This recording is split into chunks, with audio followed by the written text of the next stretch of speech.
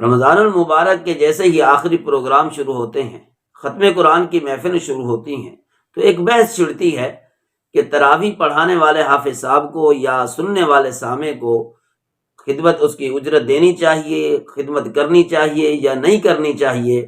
کچھ لوگ اس طرف ہوتے ہیں کہ طاعت پر اجرت، نیکی کے کاموں پہ اجرت ٹھیک نہیں ہے، کچھ کہتے ہیں کہ تراویح پہ اجرت ٹھیک نہیں ہے، کچھ کہتے ہیں کہ دینا چاہیے۔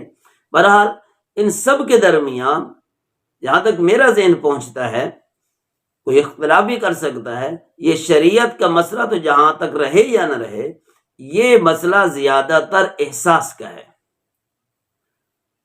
احساس اگر ہے تو پھر کوئی فتویٰ نہیں لیتا، کوئی فتویٰ لینے کی ضرورت ہی نہیں ہے۔ جہاں پر احساس آ گیا ہے کہ وہ بیچارہ حافظ صاحب جو سارا دن قرآن کریم پڑھتا ہے، بعض تو بیچارے تہجد کے وقت سے قرآن یاد کرنا شروع کرتے ہیں، شام کو پڑھاتے ہیں، تھک ہار کے پھر سوتے ہیں، پھر صبح کو نماز سے پہلے پھر شروع کر دیتے ہیں۔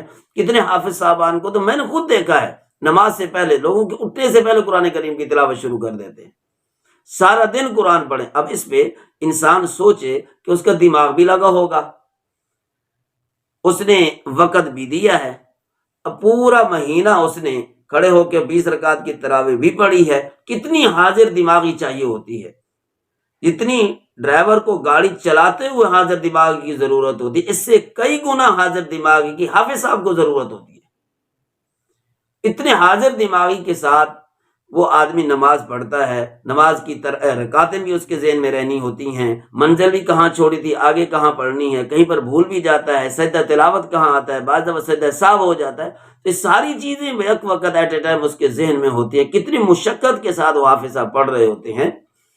اگر ہے احساس، پھر کسی قسم کا کوئی سوال نہیں ہوتا۔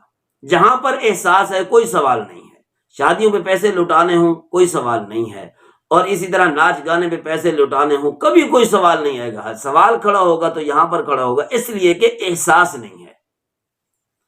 احساس ہو پھر کسی قسم کے کوئی فتوے کی ضرورت نہیں ہے۔ اب دیکھیں، پورا مہینہ تو رہ گیا وہ آپ کے پاس، سننے والا بھی پڑھنے والا بھی۔ اب وہ انسان ہے، اس کی ذاتی ضروریات بھی ہیں، اس کے بیوی بچے بھی ہیں۔ اب عید کے دن ہم لوگ تو شاپنگ کریں، ہر ایک کی جوتی بھی خریدیں، ہر ایک کے لیے نیا سوٹ بھی سلوائیں، اور کسی بچے کے 2 سوٹ بھی سلوائیں، گھر کے لیے الگ باہر کے لیے الگ سلوائیں، اور کافی ساری چیزیں ہم لوگ ایسے ہی اللہ تلالوں کے اندر بھی خرچ کر دے پیسہ۔ تو حافظ صاحب بیچارہ گھر جا کے کیا دے گا اپنے بیوی بچوں کو؟ ذرا سمجھائیں۔ اتنا ہی ذہن کوئی آدمی اتنی سینس رکھ لے کہ اب یہ حافظ صاحب جو ختم قرآن کی محفل پہ ہار پہنے گا یا اس کو رومال بندوائیں گے، اس کو جزاک اللہ کہہ کر اس کو رخصت کریں گے، تو وہ گھر میں جا کے کیا کہے گا؟ پورا مہینہ جو وہ گھر سے باہر رہا، یا روزانہ آتا روزانہ جاتا۔ کئی حافظ صاحبان کو تو میں نے ابھی دیکھا، امان والعبید بیچارہ وہ سائیکل چلانے کے قابل نہیں ہے، تراویح سے واپس آ رہے ہوتے تھے، اتنے دھکے لگا لگا کے اس کو چلانا، وہ سائیکل بھی چیخ رہا ہے کہ مجھے چلانے والا کون آ گیا، کہ میں کس کے ہتھے چڑھ گیا۔ اتنی آوازیں سائیکل کی نکلے تو وہ بیچارہ چلانے والا بھی ایسے کانگڑی جسے کہتے ہیں، ہینگر شکل کا، بالکل ہی سنگل پسلی۔ اب وہ تراویح پڑھا کے رات کو 11 بجے واپس جا رہے، 10:30 بجے واپس جا رہے، 10 بجے واپس جا رہے۔ ذرا دیکھیں وہ کس وقت گھر پہنچے گا، پھر صبح کو اس نے پھر منزل یاد کرنے شروع کرنی ہے۔ تو کیا قرآن کریم کی اتنی فضیلت جو ہم سنتے ہیں، خیرکم من تعلم القرآن وعلمہ، خیرکم من تعلم القرآن وعلمہ، اب یہ فضیلت کس کے لیے؟ کیا ہمارے لیے نہیں ہے؟ کیا مالدار کے لیے نہیں ہے؟ کیا کسی چودھری کے لیے نہیں ہے کہ وہ بھی جنت میں جائے؟ کیا مسئلے کو چھیڑ کر یہ نہیں دیکھا جاتا کہ اس سے جان چھڑائی جائے؟ مقصد اس کا ہوتا ہی یہی ہے، جس آدمی نے خدمت کرنی ہوتی ہے وہ کسی بھی نام پہ وہ دے دیتا ہے۔ تو چلو اگر یہ بحث ہے بھی صحیح، تو دینے سے، ہدیہ بنا کے دینے سے کس نے روکا ہے؟ اس کو لازم نہ سمجھو۔ ویسے بھی تو کسی چلتے پھرتے راہگیر کی بھی انسان خدمت کر دیتا ہے، کسی مانگنے والے کی بھی خدمت کر دیتا ہے، یا نہ مانگے تو پھر بھی انسان ان کو دے دیتا ہے۔ حافظ صاحب جس کی ہم اتنی فضیلتیں بیان کرتے ہیں کہ گھر کے 7 افراد کو یہ سفارش کر کے جنت میں لے جائے گا، تو کیا اس کے لیے صرف جزاک اللہ کافی ہے؟ کیا گھر جا کے وہ یہی کہے گا بیٹا کچھ نہیں دیا انہوں نے، مجھے ہار پہنائے ہیں، تو بچے کیا کہیں گے؟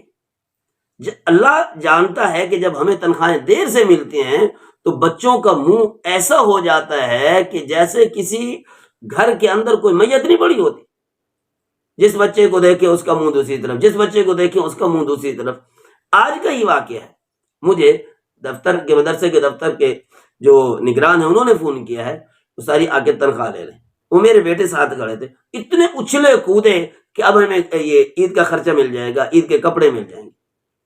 تو وہ حافظ صاحب کو اللہ کا نام لیں، کچھ ذرا دماغ سے کام لیں کہ جو سارا مہینہ آپ کے پاس رہے وہ صرف جزاک اللہ پہ اس کو ہم تنخواہ دیں.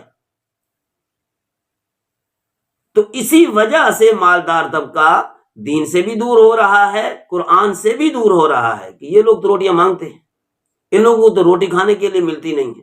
ہم ہیلے بہانے سے مختلف قسم کے فضائل بتا دیتے ہیں، لیکن پراپر مسلسل طور پر تسلسل کے ساتھ گھر کے اندر کھانے پینے کی چیز کا ہونا کوئی عیب ہے کہ ایک مذہبی آدمی، ایک عالم آدمی اور ایک حافظ قرآن قاری صاحب کے لیے گھر کے اندر مسلسل اگر کھانا ہو جائے، اچھے کھانے کے ساتھ وہ بچوں کا گزارا کرائے، تو کیا یہ عیب ہے؟